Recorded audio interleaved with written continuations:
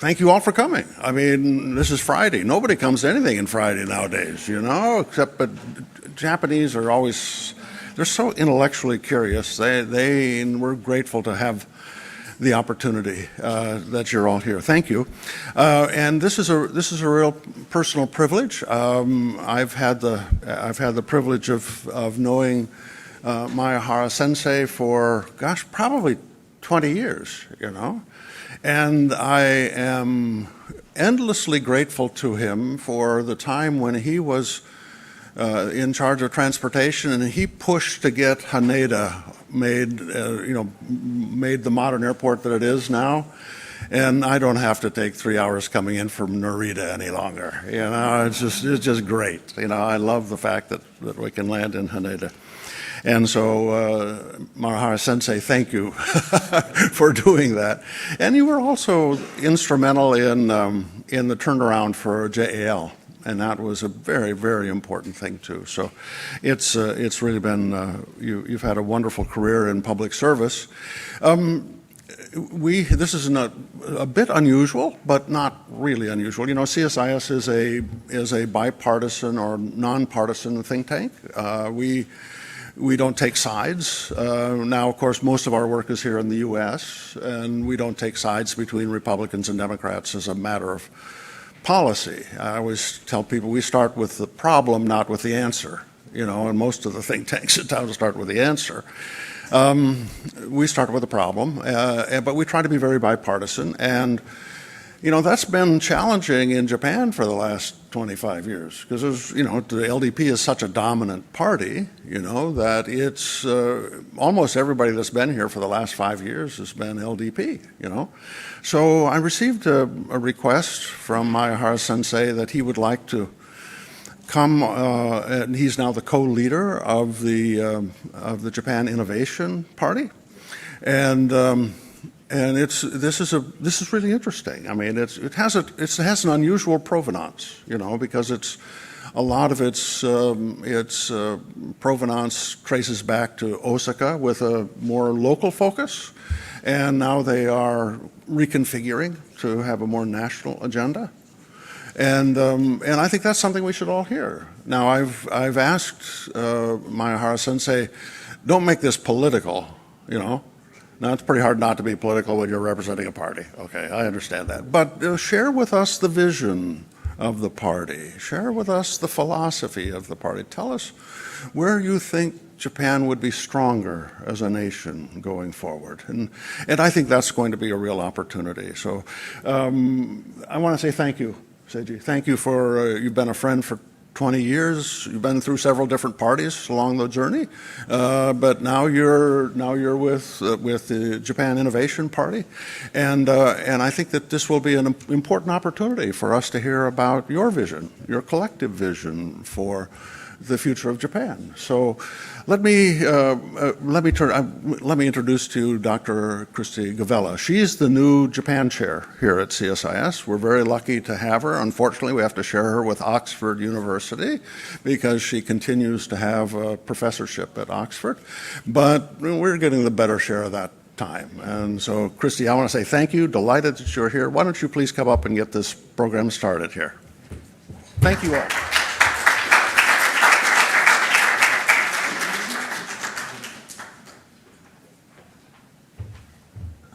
So we'll actually be starting out with some remarks from Maehara Sensei, but Dr. Hamre already gave a wonderful introduction, so I'll just say the basic information that, of course, he is a member of the Japan Innovation Party, representing Kyoto's 2nd District in the House of Representatives, and he has been elected 10 times, during which he's held numerous roles, including Minister for Foreign Affairs. So I'll go ahead and give the floor now to Maehara Sensei.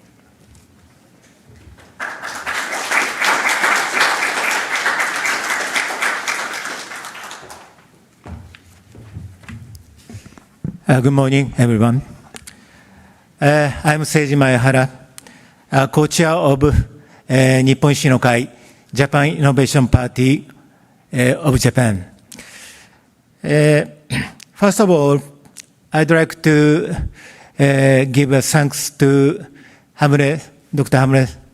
Thank you very much for providing this wonderful station I have visited this institution several times, maybe over 10 times, but I'm permitted to make a speech only once, 20 years ago, when I was president of chief of Democratic Party of Japan, 20 years ago. So maybe next time, 20 years later. Please invite when if I am still alive. Thank you very much. So I'd like to introduce my delegation members first. Mr. Sugimoto, our party's Director of International Bureau, House of Representatives member. Next, Mr. Fumitake Fujita, a member of House of Representatives, former Secretary General of Japan, our party. Mr. Alex Saito, a member of House of Representatives from Shiga Prefecture. Thank you very much. So today, I'd like to talk about the political movement which Japan Innovation Party are undertaking and the challenges that both Japan and the United States share. One afternoon, a man protesting in front of a crowd on the street was asked to voluntarily accompany police officers to the station. His dog had bitten an officer's leg. Following this small incident, people began to gather in front of the police station. A few hours later, news of police corruption broke, and by 8 p.m. that night, the crowd had turned into a mob, throwing stones at the station and setting cars on fire. The riot gradually spread beyond the district. Things finally calmed down only on the 6th day after the unrest began.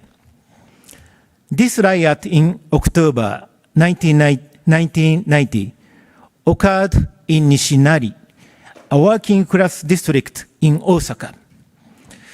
Plagued by poverty, rampant crime like theft, drug dealing, and violence, and deteriorating public safety. Even afterward, Nishinari remained poor, burdened by an image of being dangerous to walk around in, left behind by the changing times. The turning point came in 2012. The mayor of Osaka, Toru Hashimoto, the founder of the Japan Innovation Party, declared he would engage in positive discrimination and invested a significant amount of taxpayer money into the area. Now, over a decade later, this district's safety has markedly improved. Illegally dumped waste has been removed. Walls and roads have been cleaned. Illegal shops and drug dealers are gone. Former homeless individuals now live in shelters, and even hotels have been built. We see a damaging cycle. Economic disparity leads to lower public safety, which in turn breeds more crime and poverty. We also see the challenges of declining cities left behind as industries shift and other areas develop. We are intimately familiar with such problems. This is because our political party was established precisely so to solve these issues confronting cities and improve the lives of ordinary people. The Japan Innovation Party is a reform-minded conservative party that started as a regional party in Osaka, as Dr. Hamre mentioned. We have 38 members in the House of Representatives, 18 in the House of Councillors, and over 700 local assembly members. The top positions in both Osaka Prefecture and Osaka City are held by our party members, and we hold majorities in both assemblies. Current leader of the Japan Innovation Party is Osaka Governor Fumitake Fujita-san. In future, you are top of our party. Now, Osaka Governor Hirofumi Yoshimura. That's right. And I serve as the leader of our parliamentary group. The Japan Innovation Party has no supporting organization. We accept no corporate or organizational donations whatsoever. Therefore, we pride ourselves on being the only political party capable of carrying out reform without ties, unbound by the interests of individual companies or specific groups like medical associations or labor unions. However, while reformists leading the executive branch and holding a majority in the legislature can solve urban problems, structurally transforming national level politics in an extremely difficult task.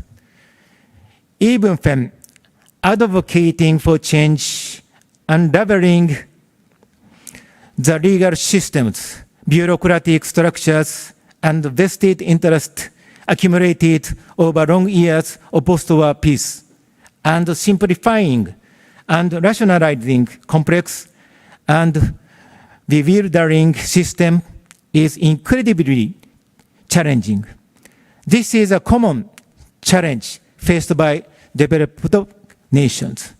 For example, our party is currently leading the debate in the Diet on reforms to lower social insurance premiums. The core of social insurance premiums is medical expenses. In Japan, with its aging population, medical costs increase annually, now reaching approximately 47 trillion yen per year. However, reduction of medical costs has been slow, not only because of double medical treatment and over-medication due to the delay in digitalization, but also because of the situation in which drugs available at drugstores, such as cold medicine, stomach medicine, and compresses, are still available at 10% or 30% of the cost if prescribed by doctor.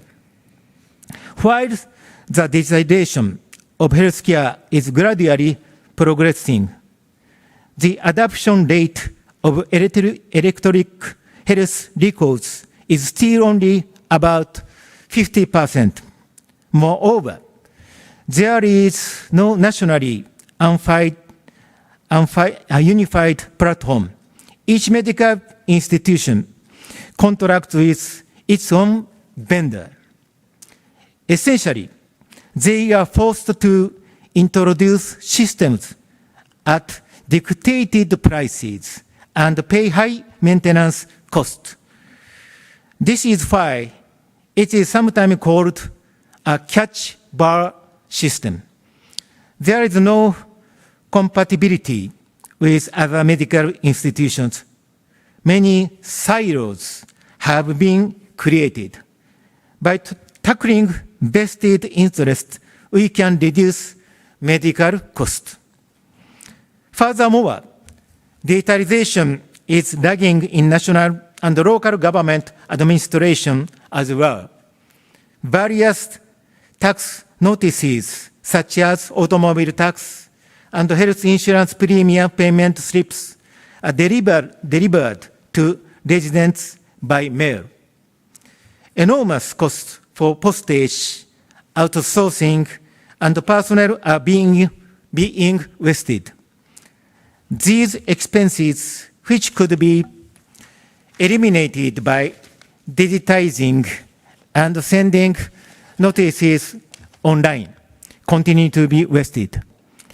No developed country experiencing aging has the capacity to continue paying for such waste unless we rationalize the burden of insurance premiums on people.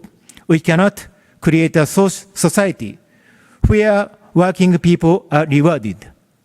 Although this issue should not inherently be an ideological point argued by a specific political party, we believe the responsibility of existing political forces we have averted their eyes for fear and backlash is heavy. If fundamental reforms are not undertaken, the public will ultimately bear the cost of healthcare system collapse, and at that point, true populism will engulf Japan and other developed societies. We are a party that prioritizes the economy for the sake of people above all else and advocates for reform. Therefore, we don't present half-hearted reform proposal. Ride sharing, which is commonplace in the United States, has only just begun in Japan. Our party is the only one submitting legislation for the full liberalization of ride sharing. The Japan Innovation Party is committed to tackling various reforms such as streaming administration, deregulation, and reviewing the relationship between the national and local governments. We aim to cut wasteful spending of tax money while pursuing and realize a growth strategy that leverages the power of the private sector. The populism currently sweeping through developed nations claims there is magic wand that solving one single thing will make all problems disappear. In Japan too, simplistic arguments like simply cutting taxes, slashing defense spending, or printing more money are gaining influence on the social media and the internet. Our party doesn't strive to such magic wand hypothesis.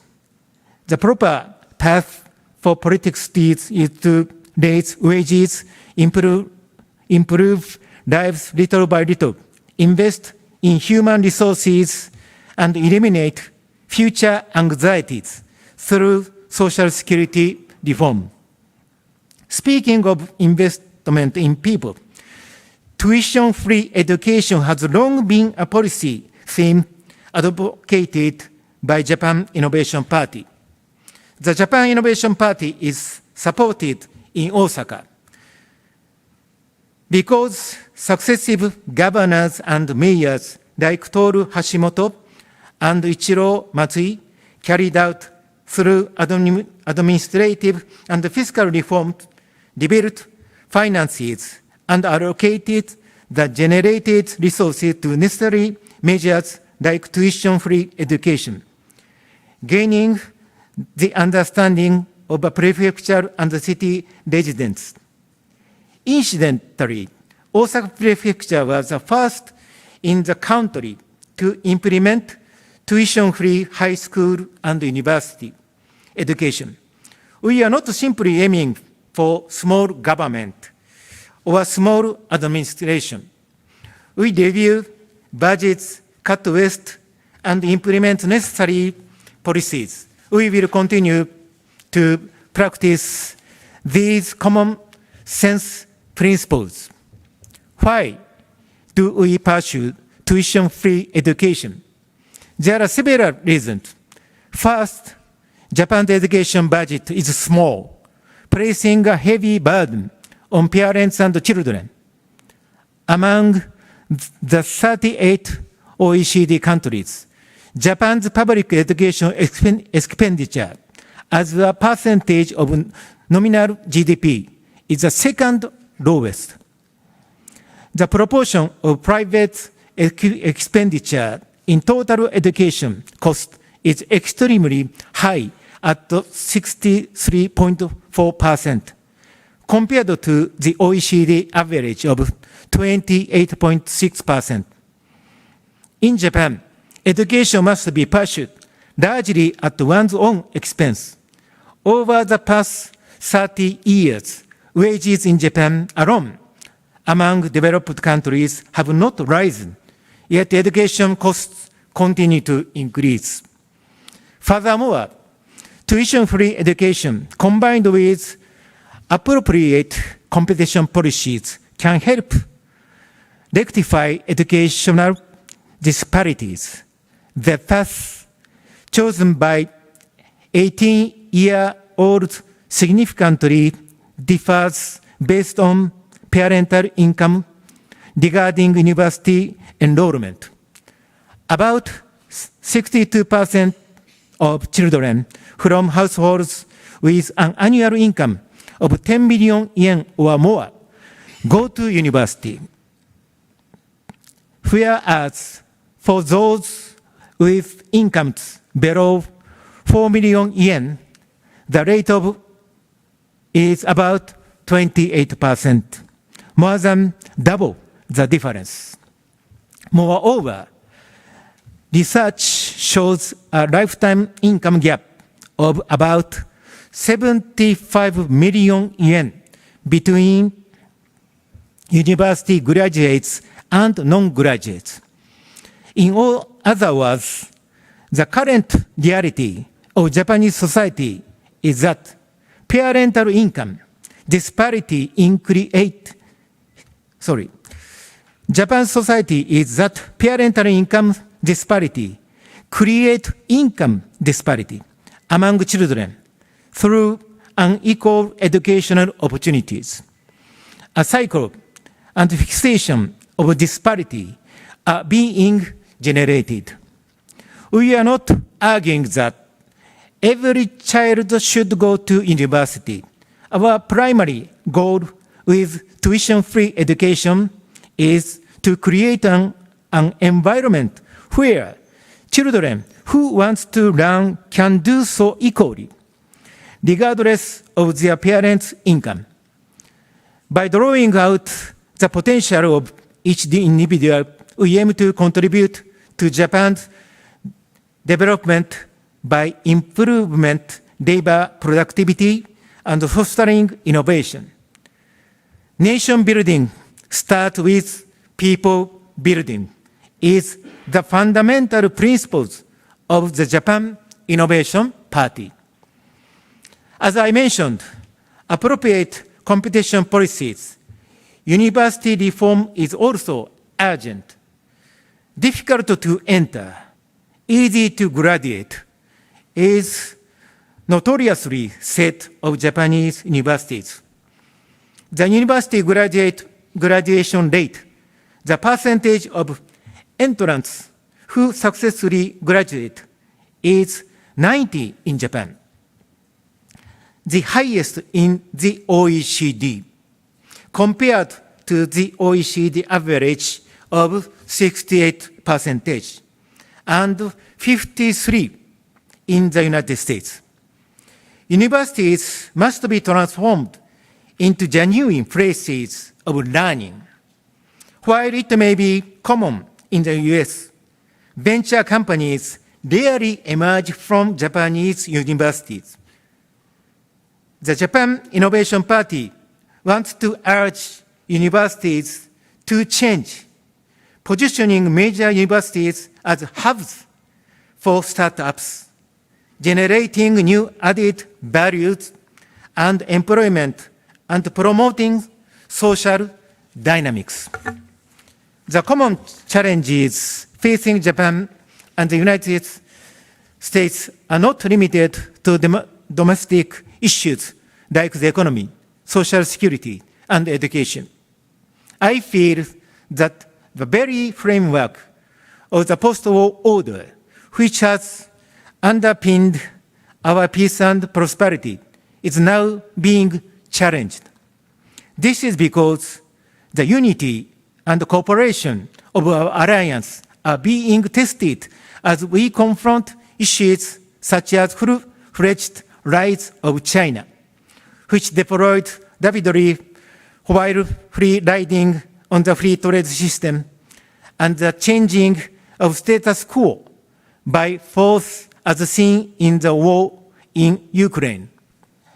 This year marks 80 years since the end of World War II. Japan has respected values such as freedom, the rule of law, democracy, and fundamental human rights, and has sought peace. On the other hand, Japan is surrounded by countries like China, North Korea, and Russia, which possess nuclear weapons and don't hesitate to change the status quo by force. Enhancing our own defense capability and maintaining and strengthening the alliance relationship based on the Japan-US Security Treaty are vitally important, not only for protecting the Japan people and the sovereignty, but also for maintaining peace and stability in Northeast Asia. During the administration of Prime Minister Naoto Kan of the Democratic Party of Japan, an incident occurred where a Chinese fishing boat rammed a Japan Coast Guard patrol vessel near the Senkaku Island. When I first met with Secretary of State Clinton in New York as foreign minister, I requested confirmation of the application of Article 5 of the Japan-US Security Treaty, essentially the US defense obligation to Japan. Regarding Senkaku Island, Secretary Clinton was the first at the ministerial level to affirm this. Since then, successive US presidents have all clearly stated the applicability of Article 5 to the Senkaku Islands. I want to express my heartfelt gratitude to Secretary Clinton and the US government. It is clear that the United States has supported world peace and stability after World War II. We understand that significant regional disparities have arisen due to changes in the industrial structure, characteristic of developed countries, and also due to the recent acceleration of industrial metabolism driven by the green economy. The task of politics is to promote economic growth while ensuring distribution and to tackle challenges that the private sector cannot. We are aware that revitalizing cities, that have experienced decline and addressing the serious concern and the pains affecting people's lives are not problems that can be solved in a year or two. However, President Trump's introduction of reciprocal tariffs undeniably contains elements that cause confusion. We, the Japanese people, are also perplexed and concerned about the impact on the global economy and uncertainty it brings to business. Recognizing that protectionism and economic blocks were major causes of World War II, the post-war global free trade system was established under U.S. leadership. Through free trade, goods and services move freely, price fall, and consumers in every country have enjoyed the benefits. Imposing high tariffs make goods harder to sell and leads to economic recession, particularly if the world's two largest economies, the US and China, engage in a tariff war. It will have a significant negative impact on the global economy. How can the US trade deficit be reduced while upholding the principles of free trade? How can US manufacturing be revived and employment increased? I believe there is a great significance in countries increasing foreign direct investment into the United States. Regarding the Japan-US trade deficit, I believe it's entirely possible to discuss this based on the trust between our two countries. Specifically, I think there is room for discussion on Japanese automakers increasing local production in the US and Japan further increasing imports of American agricultural products.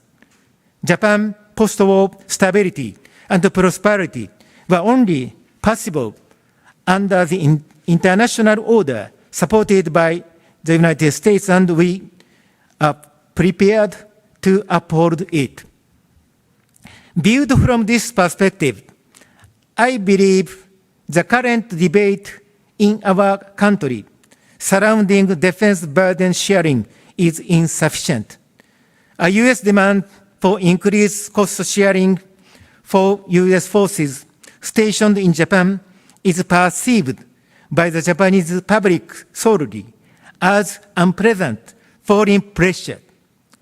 Rather, I feel the time has come to reconsider the asymmetrical reciprocity of the Japan-US Security Treaty, where the US bears the obligation to defend Japan and Japan bears the obligation to provide facilities and areas for US forces.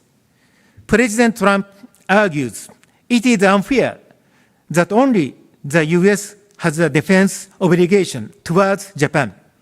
The Japanese government might counter, no, under the Security Treaty, Japan has an obligation to provide facilities and areas to the US. However, let's consider this perspective. Besides Japan, the US has defense treaties or agreements with South Korea, the Philippines, and NATO. Among these, only Japan does not have a defense obligation towards the United States. South Korea, the Philippines, and all NATO members countries have defense obligations toward the US.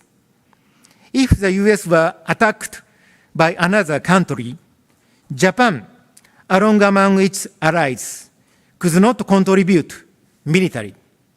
Japan cannot come to the rescue. But if Japan were attacked would the American people, the U.S. Congress, to really decide to fulfill the defense obligation to Japan, even at the cost of American soldiers' lives. I believe the time has come to shift from asymmetrical reciprocity to symmetrical reciprocity. At the same time, we should review the facilities and areas used by U.S. forces in Japan. First, all facilities and areas should be transitioned to management by the self-defense forces with use by U.S. forces. Then, over time, while carefully assessing the strategic environment and under close coordination between Japan and the United States, we should proceed with the consideration and reduction of facilities and areas and the realignment of U.S. forces. We should begin discussions towards revising the Japan-U.S. Security Treaty. Transitioning the Japan-U.S. alliance from asymmetrical reciprocity to symmetrical reciprocity requires not only revising the security treaty, but also amending the Japan Constitution. When the peace and security legislation was enacted, a changes in constitutional interpretation made the exercise of collective self-defense partially possible. But for Japan to assume a defense obligation towards the United States, a constitutional amendment is necessary. The Constitution of Japan is not an immutable text. Moreover, the current Constitution was promulgated on May 3, 1947, but the self-defense forces were established much later, on July 1, 1954, 7 years afterward. The Constitution did not anticipate the existence of the self-defense force, an actual force organization in Japan.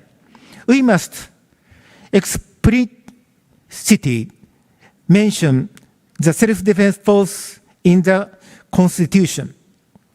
We must clearly state the right of self-defense, an inherent right of the state, whether individual or collective. The Japan Innovation Party will actively work towards further evolving the Japan-US alliance relationship and amending the Japanese constitution. Finally, I would like to conclude by quoting the famous words of the 35th President of the United States. Change is the law of life, and those who look only to the past or present are certain to miss the future. Precisely because the Japan-US alliance is important, I argue that it should be changed in response to societal changes.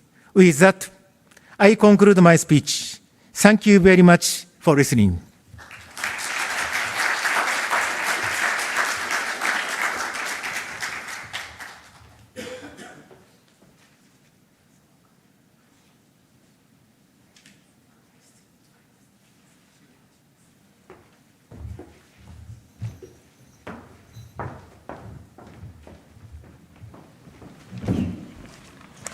Thank you so much, Maehara-sensei, for those remarks. Thank you very much.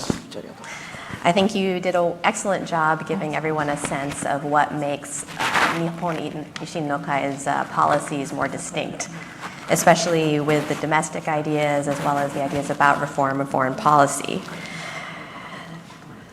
You outlined some pretty dramatic proposals for revision of the U.S. Japan Security Treaty, as well as revision of the Constitution. And you said that you feel like now is the time to reconsider those things. How would you characterize the domestic debate in Japan right now? These have often been controversial issues, but do you feel like something is changing that makes now the time to reconsider this? 日本語で、お話をさせていただきたいと思います。Okay, I'd like to speak in Japanese. 先ほどお話をさせていただいたように、憲法が作られてからもう80年近く経ちますけれども、一度も、改正されたことはありません。不満の大点であります。So as I mentioned during my speech, the Japanese constitution was set forth about 80 years ago, so there has been no revision so far. しかも、これもお話をしましたけれども、作られた時には自衛隊というものは想定されずに、その当時は日本の防衛はアメリカが担っていました。7年後にようやく自衛隊が作られました。So also I mentioned this during my speech. The existence of the Japan self-defense forces was not mentioned in the constitution.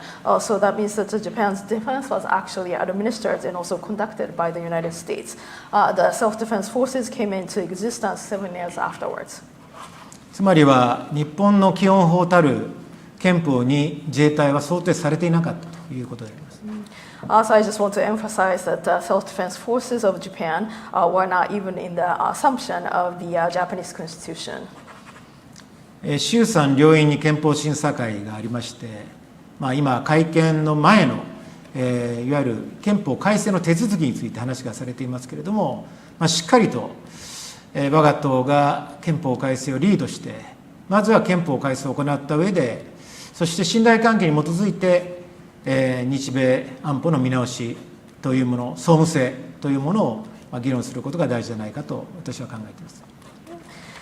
So currently, the both chambers have their own constitutional review councils, and then within those councils, they are now reviewing the process of how to change the constitution. So we'd like to take the lead in terms of revising the Japanese constitution as a party, because we would like to build a good trust between Japan and the United States in terms of mutual security. And then with that kind of a revision and also proper administration and also processes, I think we can achieve the true sense of reciprocity. You also mentioned, of course, tariffs, which have been the subject of conversation everywhere for the last months. Could you say a little bit more about what your view is of Minister Akazawa's visits to the U.S. and the ongoing negotiations between the U.S. and Japan? はい、中身がよくわからないので、詳しく申し上げることはできませんが、まずもってトランプ大統領の相互関税というものが世界を混乱させていることは間違いないと思います。So I don't know the exact content of the negotiations, so I cannot really mention anything in details. However, I'd like to make a few comments. So it is obvious that President Trump's announcement on tariffs that caused much confusion in the world. この状況が続けば、物が入らなくなってきて、そして物の値段が上がり、また働いている人の仕事が減り、結局賃金も下がるということで、世界の第一の経済大国、第二の経済大国の経済が景気後退に入ると。そうすると世界全体が景気が悪くなるということをこのまま放置しておけば、起きてしまうことは必然だと思います。So with this current situation, it is very easy to expect or even predict that goods will be fewer and fewer, and also the prices will go up in the future. And that means that workers will have less work, and also their wages will be limited as well. And then when we look at the top number one and also top number two largest economies in the world, if we do not move or act right now, I think that the economy overall will be shrinking, and also we'll see a recession sometime soon. したがって早い解決に越したことはないと思います。So that means that it is better for us to have a solution sooner rather than later. しかし日本にとって譲れないものというものもあります。そもそも関税自体が我々は理不尽だと思っています。それを、話し合いの中で、しっかりと取り除くということがまず大事なことだと思います。However, Japan has its own core interests, and also some things are not negotiable from our perspective. So to say in an overall statement, or my comment is that these tariffs announced by the Trump administration are not fair at all. So that means that these tariffs should be eliminated. 今回のアメリカ・ワシントン訪問で、何人かの方からもお話がありましたけれども、私は積み上げていく議論もそれもまた一つのやり方かと思いますけれども、2段階でまずは包括的な合意をして、そして細かなところは後で詰めていくというやり方も私は、ある選択肢じゃないかと思います。So I've been in Washington, D.C. and also the United States for a few days, and also we've spoken to each other about this tariff situation. Some people suggest that we should start from building blocks to achieve an overall agreement, but in my opinion, the other way around is also can be successful as well, meaning that we should have an overarching agreement and then moving on to a smaller element or maybe sectoral agreements. 例えば経常収支、アメリカ側は貿易収支だけ言ってますけれども、我々デジタル赤字を抱えていますので、こういったサービスも含めた経常収支を例えば10年後にどのような形にどのようなものにしていくとか、あるいはアメリカに対する投資を10年間でどのぐらいやるとか、そういったフレームワークを合意をし、そのために努力をしていくために、いろんな分野で、努力をしていくという、そういった、議論をやった方が私はより建設的ではないかというふうに思います。So once again, in my opinion, agreeing on an overarching agreement first and also moving on to smaller elements as the second phase, I think that would be more constructive. And also, the United States has been talking about its trade deficit, but I think that we can broaden that conversation to include ordinary balance as well, because Japan has so much deficit in the digital economy. And then also, we can talk about maybe the vision for 10 years' time, what kind of trade balance and also ordinary balance can be achieved between the two countries, and also how much of FDIs can be envisioned from Japan to the United States. So once again, this kind of starting with a framework as a first phase and also moving on to the second phase, that can be constructive. Thank you for sharing your perspective. I know that many people in Japan and around the world are waiting to see how these negotiations will turn out, since Japan is one of the very first countries to be engaging with the U.S. So unfortunately, we're out of time for our session today. So I want to thank both our in-person and virtual audience for joining us. And please join me in thanking our speaker with a round of applause.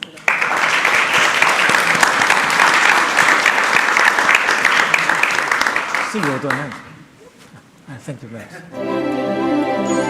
much.